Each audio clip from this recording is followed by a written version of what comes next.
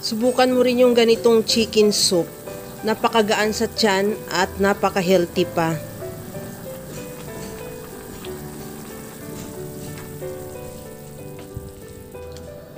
Pakuluan ko muna yung chicken legs.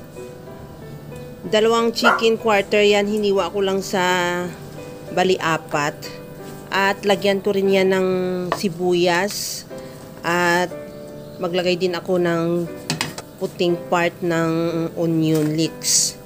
Lagyan ko rin siya ng asin at paminta. Takpan hanggang sa maluto yung chicken. Pagkaluto niya, tanggalin muna natin yan sa kawali at palamigin at hihimayin na rin. Habang ginagawa ko yan mga kalasa, kung bago ka pa lang sa aking channel, welcome! At huwag kalimutan mag-subscribe at i-click ang bell button para sa mga notification. At kung dati ka pa, welcome back at i-follow mo na rin ako sa aking Facebook page Lasang Pilipina.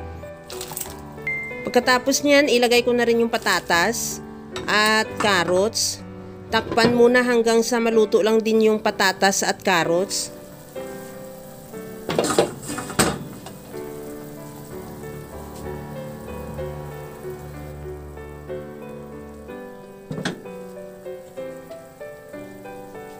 Pagkaluto, timplahan ko na yun ng patis.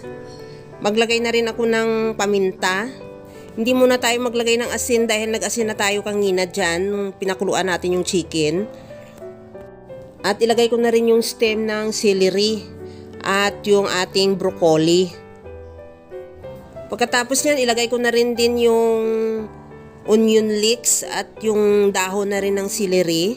Kunting halo lang din at isunod ko na yan ilagay yung chicken na pinahilamig natin kanina at hinimay.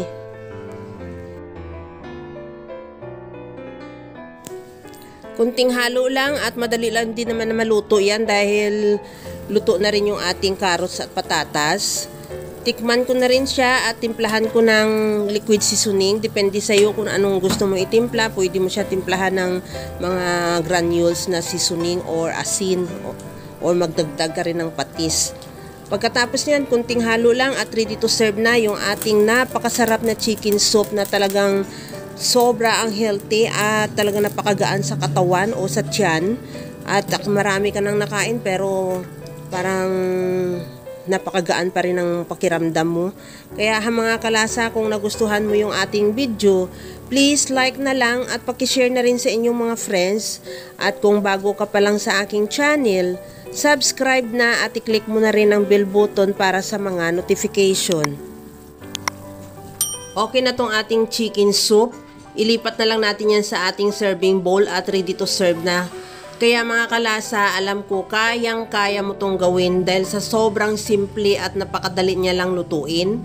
Kagaya lang lagi sa sinasabi ko na wala namang hindi marunong magluto basta sa simpleng paraan lang. Hanggang sa muli mga kalasa, thank you for watching. Bye-bye!